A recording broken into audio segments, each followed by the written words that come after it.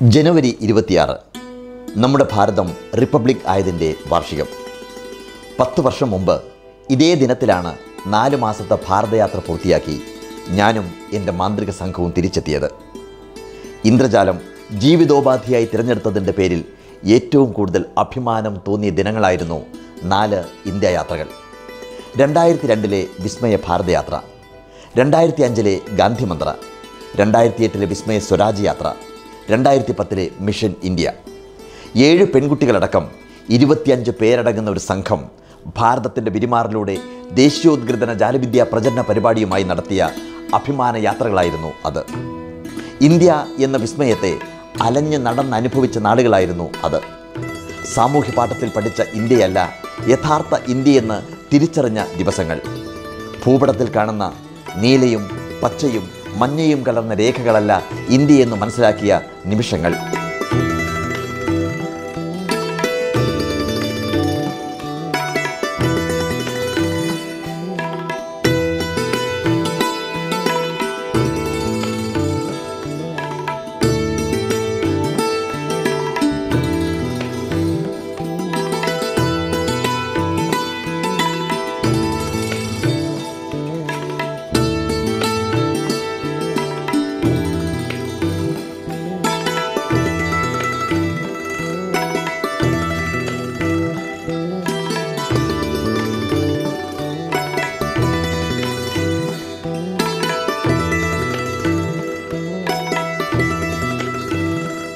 India എന്നത് ഇനിയും പിടികിട്ടാത്ത ഒരു മഹാവിസ്മയമാണ്.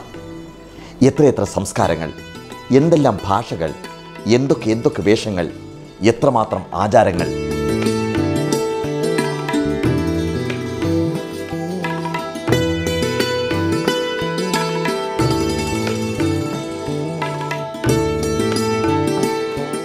കശ്മീരിൻ്റെ ദാൽ തടാക തീരത്ത് നിന്ന് തുടങ്ങിയ യാത്രയിൽ പലപ്പോഴും കഷ്ടപ്പാടിൻ്റെയും കയ്പുനീരിൻ്റെയും കഥന കഥകൾ ഉണ്ടായിരുന്നെങ്കിലും അതിലപ്പുറമായിരുന്നു ഓരോ വേദിയിലും ഭാരതീയർ ചൊരിഞ്ഞ രാജ്യസ്നേഹവും ഒരുമയും. മറക്കാനാവാത്ത കാഴ്ചകളായിരുന്നു എന്നും എവിടെയും എപ്പോഴും. ഇന്ത്യ സ്വതന്ത്രയാവാൻ വേണ്ടി പടപൊരുതിയ മഹാന്മാരുടെ ഓർമ്മകൾ പേറുന്ന പ്രദേശങ്ങൾ, ഭാരതത്തിൻ്റെ അഭിമാന ഗോപുരങ്ങൾ, രാഷ്ട്രപതിയും പ്രധാനമന്ത്രിയും മന്ത്രിമാരും കവികളും കലാകാരന്മാരും ഒക്കെ സാന്നിധ്യം കൊണ്ട് അനുഗ്രഹിച്ച ജാലവിദ്യാ വേദികൾ.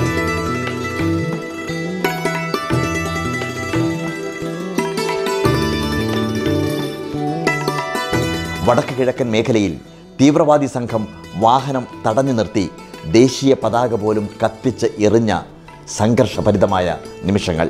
എല്ലാം ഓർമ്മയിലേക്ക് ഒരിക്കൽ കൂടി കടന്നു വരികയാണ്. ഇനിയും ഒരു ഭാരതയാത്ര സാധ്യമാകുമോ അറിയില്ല. കാരണം നമ്മുടെ ഭാരതം ഒരുപാട് മാറിയിരിക്കുന്നു. എന്ത് ചെയ്താലും എന്ത് പറഞ്ഞാലും ലക്ഷ്യം എത്രമാത്രം പരിശുദ്ധമാണെങ്കിൽ പോലും പറച്ചിലുകാരനെ ഏതെങ്കിലും മതത്തിനോടോ രാഷ്ട്രീയ കക്ഷിയോടോ ചേർത്ത് വെച്ച് ഇല്ലായ്മ ചെയ്യുന്ന അവസ്ഥയിലേക്ക് നാം അധപ്പതിച്ചിരിക്കുന്നു.